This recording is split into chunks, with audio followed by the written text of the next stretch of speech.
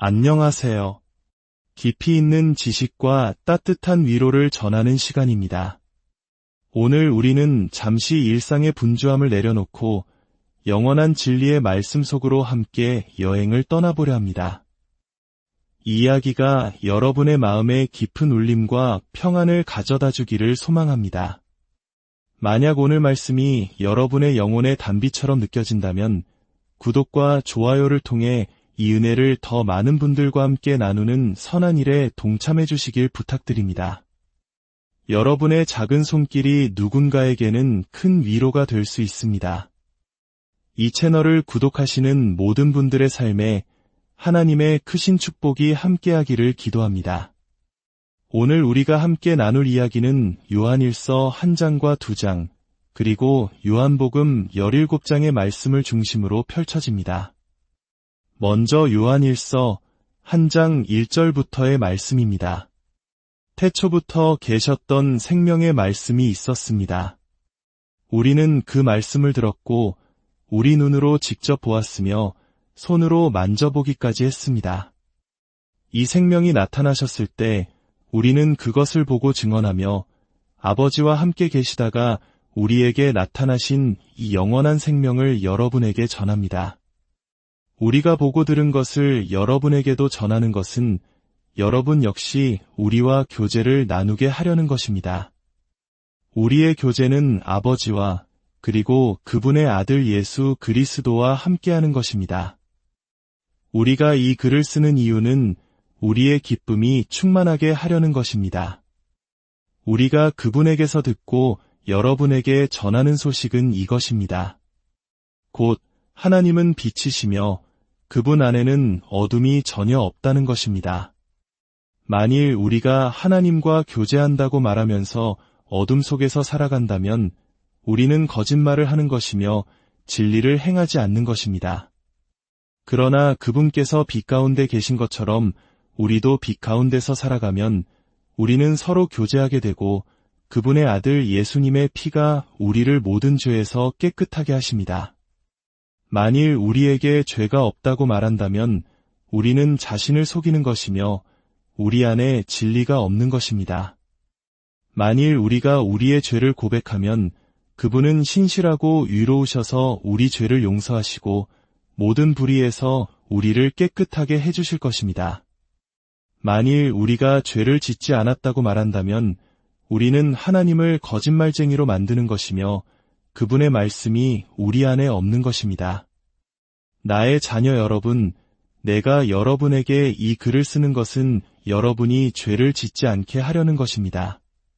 그러나 누가 죄를 짓더라도 우리에게는 아버지 앞에서 변호해 주시는 분이 계시니 곧 의로우신 예수 그리스도이십니다. 그분은 우리 죄를 위한 화목제물이시니 우리 죄뿐만 아니라 온 세상의 죄를 위한 것입니다. 우리가 그분의 계명을 지키면 이것으로 우리가 그분을 알고 있음을 확신하게 됩니다. 나는 그분을 안다고 말하면서 그분의 계명을 지키지 않는 사람은 거짓말쟁이요. 그 사람 안에는 진리가 없습니다. 그러나 누구든지 그분의 말씀을 지키는 사람 안에서는 참으로 하나님의 사랑이 온전하게 됩니다. 이것으로 우리가 그분 안에 있음을 알게 됩니다. 그분 안에 머문다고 말하는 사람은 그분께서 행하신 그대로 자기도 행해야 합니다. 아멘. 우리는 이 귀한 말씀을 손에 들고 매일 읽을 수 있는 특권을 누리고 있습니다.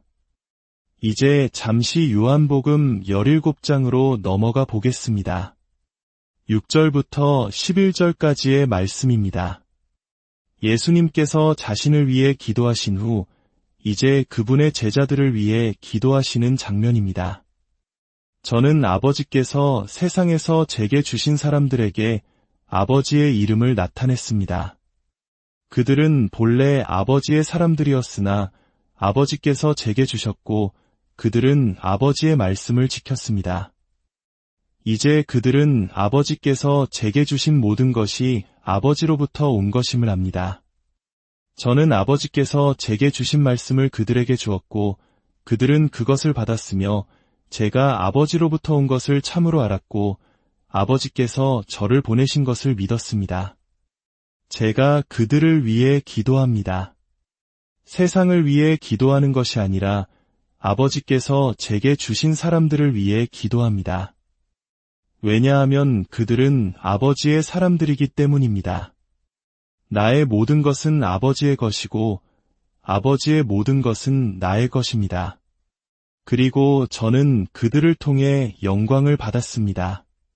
저는 더 이상 세상에 있지 않지만 그들은 세상에 있습니다. 저는 아버지께로 갑니다.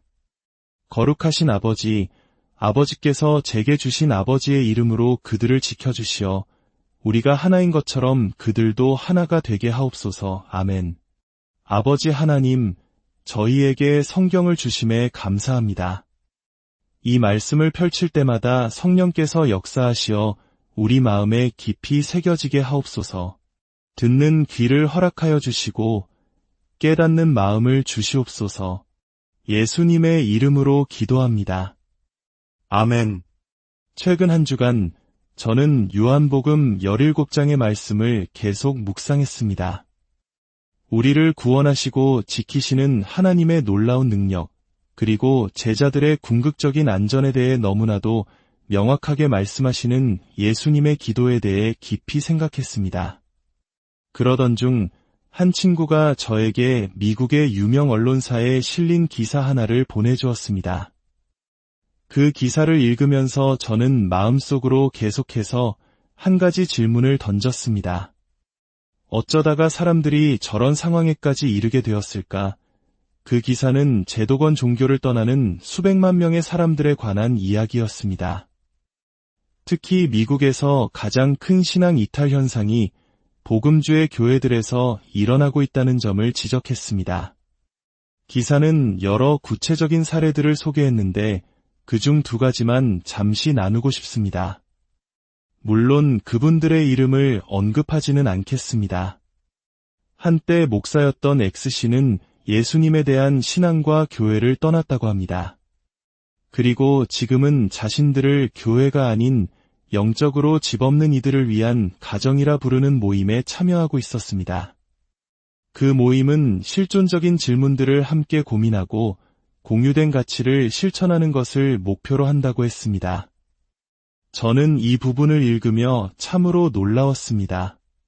하나님의 계시된 말씀을 떠나 인간적인 사색과 추측의 세계로 들어간 것입니다. 또 다른 사례는 플로리다의 한 공동체 이야기였습니다.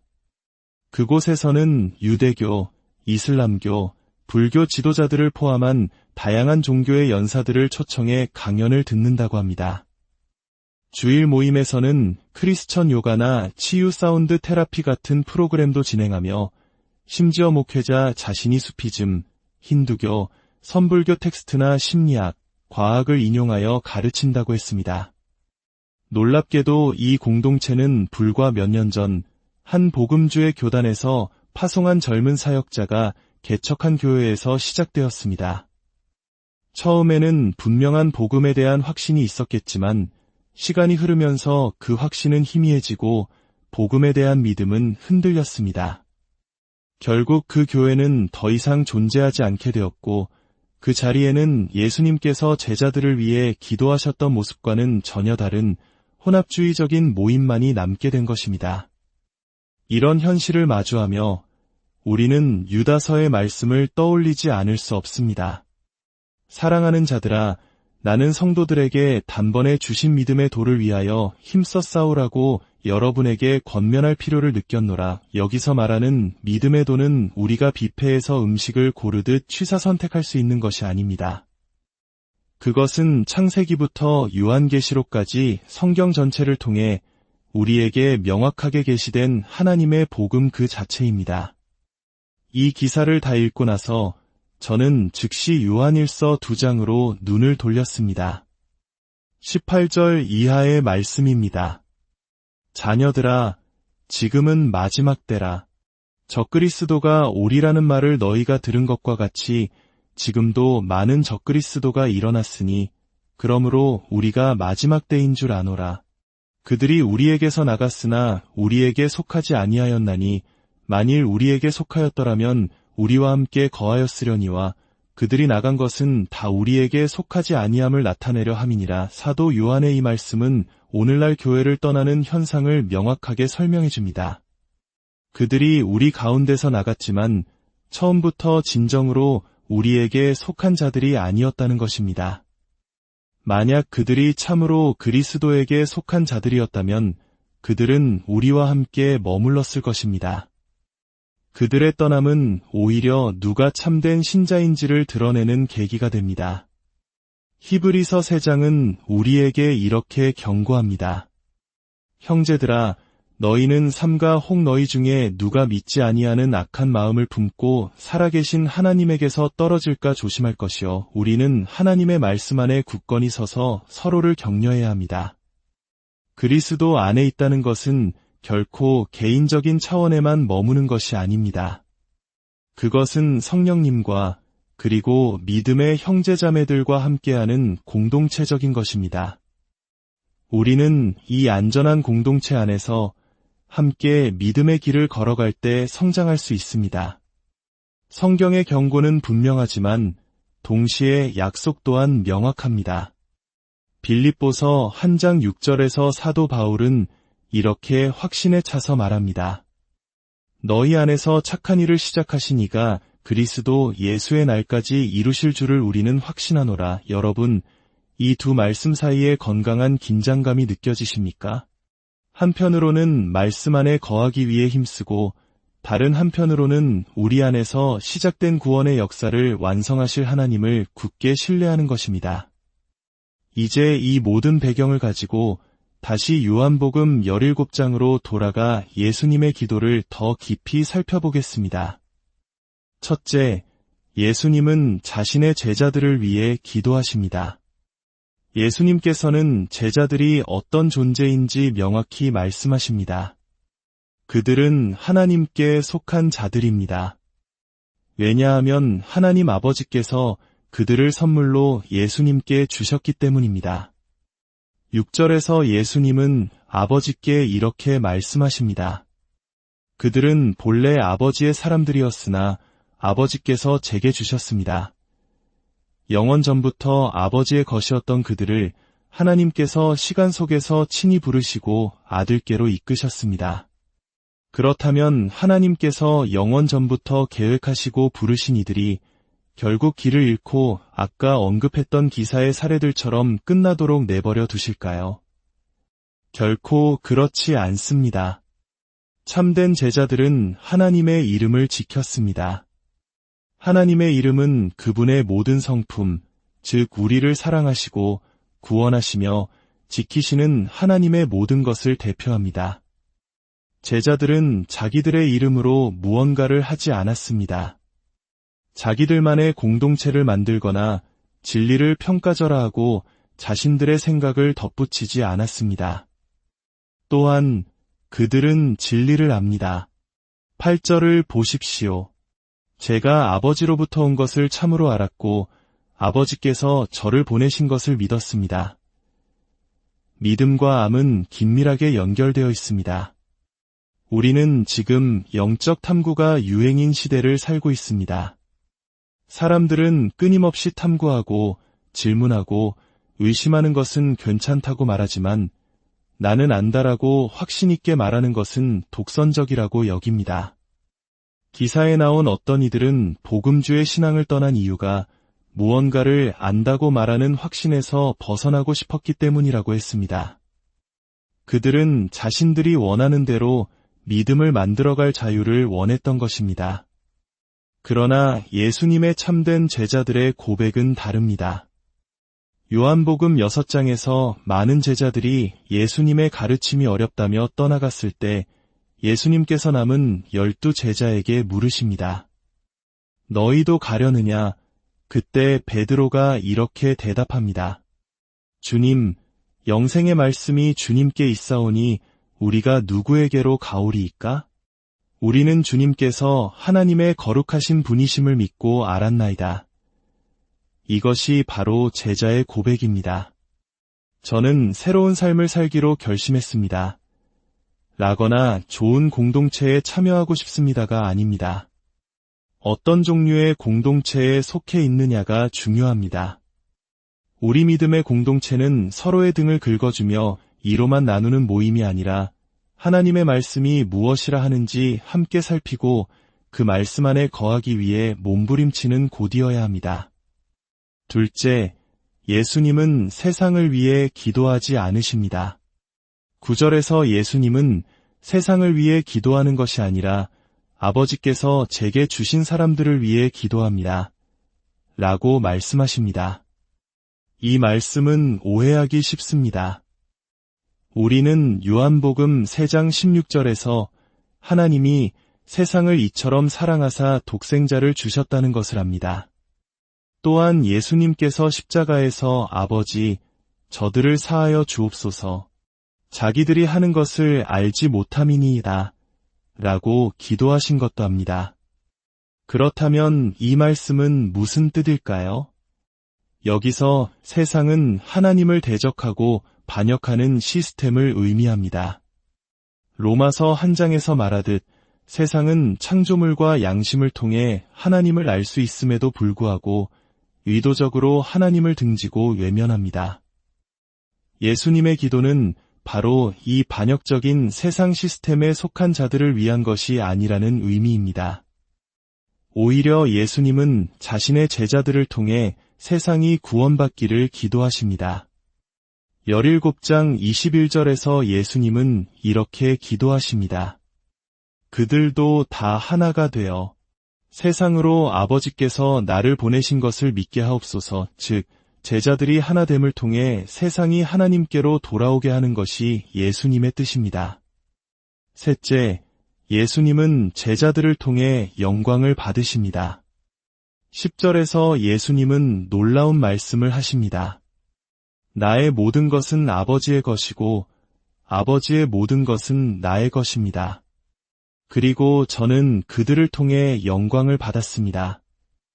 나의 모든 것이 아버지의 것입니다라고는 우리 모두가 고백할 수 있습니다. 그러나 아버지의 모든 것이 나의 것입니다라고는 오직 하나님의 아들이신 예수님만이 하실 수 있는 말씀입니다. 이것은 예수님의 신성을 드러내는 엄청난 선언입니다. 그런데 그에 못지않게 놀라운 것은 바로 그 예수님께서 연약하고 허물 많은 제자들을 보시며 나는 그들을 통해 영광을 받았다고 말씀하신다는 점입니다. 그 당시 제자들은 아직 훌륭한 모습을 보여주지 못했습니다. 그들은 더듬거렸고 넘어졌으며 예수님의 말씀을 제대로 이해하지도 못했습니다. 어쩌면 이것이 지난 한 주간 우리의 모습이었을지도 모릅니다. 믿음의 경주를 힘차게 달려가지 못하고 중간에 비틀거리고 넘어졌을 수 있습니다. 그러나 중요한 것은 그들이 여전히 예수님을 따르고 있었다는 사실입니다. 우리의 연약함에도 불구하고 우리가 여전히 믿고 신뢰하며 우리의 인생 나침반을 하나님께 맞춰놓고 있다면 바로 그것을 통해 주님은 영광을 받으십니다. 구약의 기드온을 기억하십니까? 그는 미디안 족속을 피해 포도주 틀에서 몰래미를 타작하던 소심한 사람이었습니다. 그런 그에게 여호와의 사자가 나타나 말합니다. 큰 용사여, 여호와께서 너와 함께 계시도다. 기드온 자신은 스스로를 가장 약한 지파의 가장 작은 자라고 여겼지만 하나님은 그를 통해 큰 일을 이루셨습니다. 하나님은 세상의 지혜로운 자들을 부끄럽게 하시려고 어리석은 자들을 택하시고 강한 자들을 부끄럽게 하시려고 약한 자들을 택하십니다. 이는 아무 육체도 하나님 앞에서 자랑하지 못하게 하려 하심입니다. 하나님은 자신의 영광을 다른 누구와도 나누지 않으십니다. 바로 우리의 연약함 속에서 일하시는 하나님의 능력을 통해 예수 그리스도께서 영광을 받으시는 것입니다. 마지막으로 예수님은 아버지께 제자들을 지켜달라고 간구하십니다. 예수님은 곧 세상을 떠나실 것입니다. 제자들은 더 이상 그분의 육체적인 임재를 누릴 수 없고 그분의 가르침을 직접 들을 수도 없습니다. 그래서 예수님은 이렇게 기도하십니다. 거룩하신 아버지, 아버지께서 제게 주신 아버지의 이름으로 그들을 지켜주십시오. 거룩하신 아버지라는 표현은 복음서 전체에서 오직 이곳에만 나옵니다. 죄악된 세상과 구별되시는 하나님의 초월적인 거룩함, 동시에 우리를 자녀 삼으시는 아버지의 친밀하심을 동시에 보여주는 호칭입니다. 아버지의 이름으로 지켜달라는 것은 무슨 의미일까요? 그것은 하나님의 모든 능력과 권세와 성품으로 그들을 보호해달라는 기도입니다. 악한 자의 활동으로부터 그들을 지키시고 그들이 진리에 굳건히 서도록 그들의 생각과 이해와 행동을 인도해달라는 간절한 기도입니다. 하나님께서는 우리를 진공 상태에서 지키지 않으십니다. 유다서는 하나님의 사랑 안에서 자신을 지키라고 권면하면서 동시에 능히 너희를 보호하사 거침이 없게 하시고 그 영광 앞에 흠이 없이 기쁨으로 서게 하실 이께 영광을 돌리며 끝맺습니다. 우리는 말씀을 읽고 기도하며 자신을 지켜야 하지만 궁극적으로 우리를 지키시는 분은 하나님이십니다. 아버지가 아이에게 괜찮아, 뛰어내려, 아빠가 받아줄게 라고 말할 때 어머니가 아이의 머리를 감겨주며 걱정 마, 엄마가 머리를 받쳐줄게 라고 말할 때 아이가 느끼는 그 안전함. 처음부터 끝까지 우리의 모든 발걸음과 넘어짐까지도 아시는 아버지 하나님의 보호하심이 바로 그와 같습니다. 그분은 우리를 지키시겠다고 약속하셨습니다. 우리는 이 약속 안에서 참된 평안을 누릴 수 있습니다. 혹시 오늘 이 자리에 아직 예수님의 제자가 아닌 분이 계십니까? 오늘이 바로 예수님의 초대에 응답할 가장 좋은 날입니다. 수고하고 무거운 짐 진 자들아, 다 내게로 오라. 내가 너희를 쉬게 하리라. 사랑하는 아버지 하나님, 오늘 저희에게 주신 이 귀한 말씀을 감사합니다. 이 진리의 말씀이 우리 삶에 깊이 뿌리내리게 하옵소서. 그리스도를 찾는 이들이 그분 안에서 구원자여 주님이시며 왕이신 분을 만나게 하옵소서. 우리가 예수님께 속해 있다는 이 감격이 날마다 더욱 소중해지게 하시고 세상의 수많은 도전과 유혹 속에서도 흔들리지 않는 믿음을 주옵소서. 그것이 우리의 노력이 아니라 오직 우리를 택하시고 부르시고 끝까지 지키시는 하나님의 신실하심 때문임을 고백합니다. 우리를 찾아주시고 지켜주시겠다 약속하신 주님, 그 약속 안에서 오늘 하루도 안식하며 살아가게 하옵소서. 예수 그리스도의 이름으로